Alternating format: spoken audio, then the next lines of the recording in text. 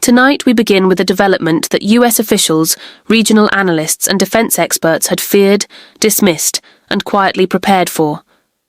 A strike that unfolded not over weeks or days, but in hours. Hours that shattered the fragile Trump-brokered ceasefire. Hours that exposed the limits of diplomatic pressure. Hours that proved restraint was never part of the equation. What Israel did today crossed a line that Washington had hoped would hold. And when that line broke, Iran did not hesitate. They responded with precision, speed, and overwhelming force. For weeks now, there had been signals, not from official channels, not from formal briefings, just whispers from intelligence circles, that Israel was preparing something highly unusual. Israel has been aggressive, yes, but they have been calculated in their aggression. Their moves have followed a certain rhythm, a pattern, almost a predictability. But what set off alarm bells in Tehran and Washington this week was that the rhythm went silent. Experts who monitor Israeli military activity know the indicators: the pre-strike aircraft movements, the diplomatic back-channeling to Washington, the carefully timed media leaks, the sudden communications blackout. All of that went quiet, and whenever Israel goes quiet, it means something is about to get loud. Early Thursday morning, Iranian intelligence detected what they described as coordinated airstrikes. These included precision munitions that had not been deployed in this theatre in over 18 months.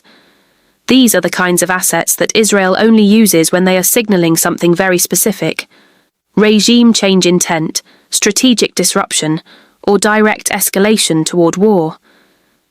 Observers didn't know which category this fell into, or whether it fell into all three at once. But what they did know was that Israel was changing posture without warning. And when a nuclear-armed state shifts strategic posture without explanation, even by the smallest measure, every regional power pays attention. The response issued by Iran tonight was not normal. It was not routine. It was not symbolic. It was urgent.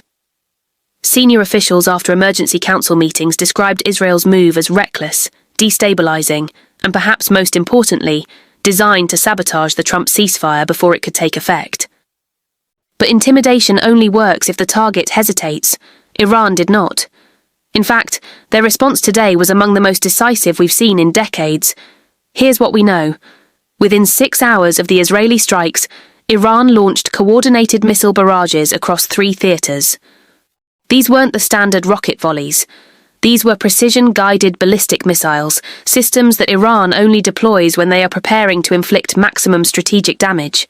Tonight, regional sources confirmed that Iran launched precision strikes on Israeli military installations, including the Nevatim airbase that had recently been expanded for what analysts believe was stealth fighter deployment.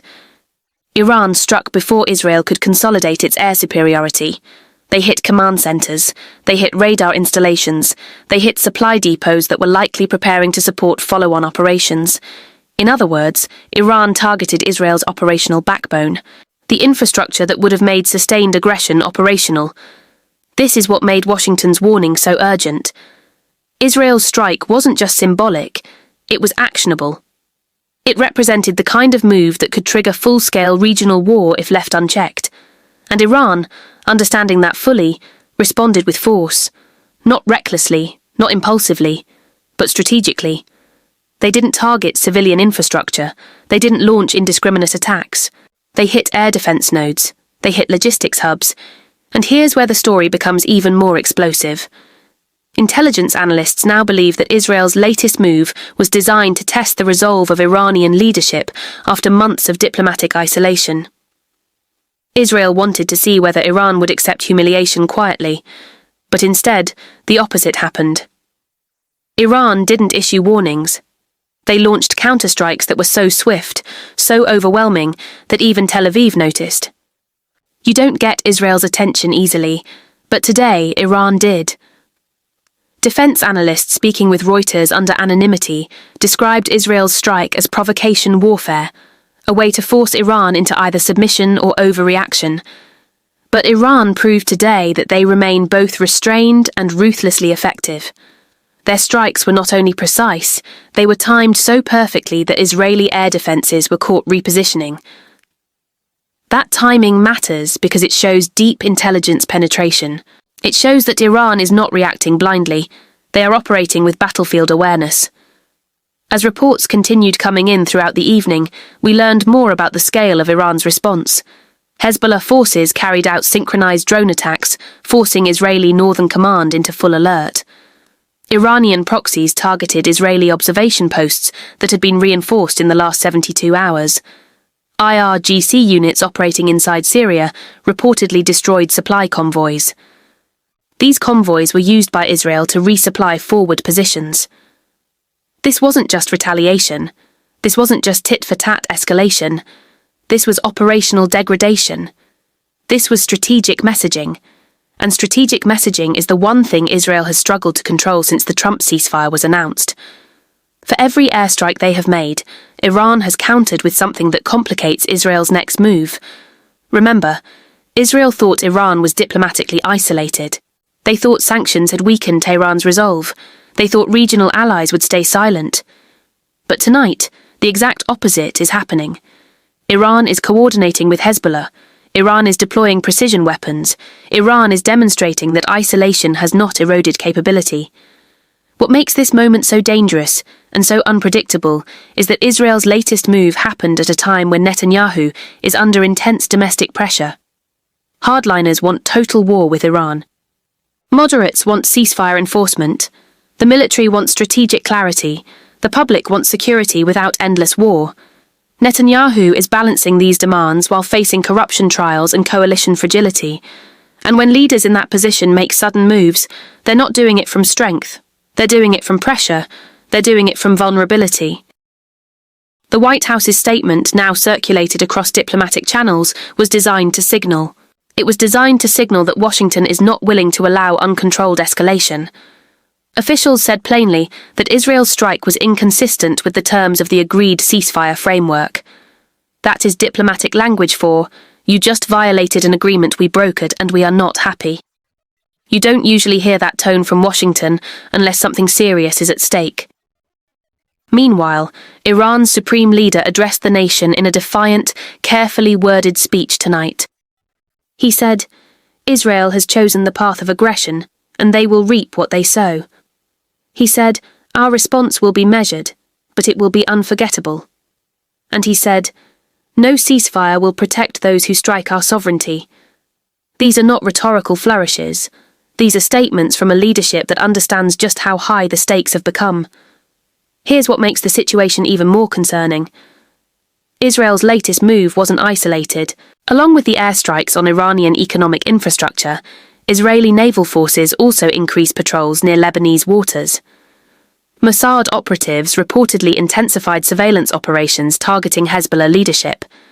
Israeli cyber units increased digital intrusions targeting Iranian communication networks. All of this happened within the same 48-hour window.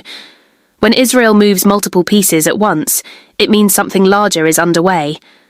Analysts are now considering several possibilities. One is that Israel is preparing for a prolonged multi-front campaign. Another is that Israel is attempting to provoke Iran into a mistake that justifies broader military action. A third possibility, the one worrying officials the most, is that Israel is attempting to preempt any peace process that might legitimize Iran's regional influence. But today, Iran took that card off the table. They didn't beg for de-escalation. They didn't appeal to international mediators. They didn't issue empty threats. They struck back hard. What we're watching now is a test of credibility. Israel wants to see if the Trump administration will tolerate unilateral action. Iran wants to show that ceasefires mean nothing without enforcement. Washington wants to prevent full-scale war. Moscow wants to prevent US dominance in the region. Tonight, we've heard from intelligence sources who are now monitoring Israeli military communications around the clock. They say Israel's air force has been placed on elevated alert. They say Iranian missile units have not stood down. And they say Israel's decision to strike economic infrastructure is likely part of a broader coercion strategy intended to collapse Iran's ability to fund proxy networks. But Iran is not collapsing. In fact, Iran is mobilizing. Their response today, swift, proportional, and devastatingly accurate, sent a message to Israel that escalation will be met in kind. and it sent a message to Washington that Iran will not be sidelined. As the night goes on, we expect more details to emerge about what exactly Israel hoped to achieve, but what we do know is that Iran's counterstrike was timely.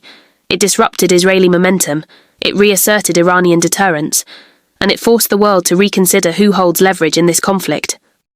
What happens next will depend on what Israel does in the next 72 hours. If they de-escalate, this moment will be remembered as a miscalculation.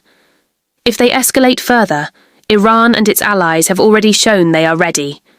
They have shown they are ready to respond. And tonight, for the first time in months, Israel appears to be recalculating. Tel Aviv is quiet. Too quiet. And when Israel is quiet, it means they are reassessing. It means they are choosing their next move carefully. Because tonight, Israel learned something they have learned many times, that Iran will not be intimidated, that ceasefires are only as strong as their enforcement, and that unilateral aggression comes with a cost. This story is far from over. But tonight, one thing is clear. The Trump ceasefire is shattered. Iran has proven it will strike back, and the region is now closer to war than it has been in years, and we will be here, watching every detail as the next phase unfolds.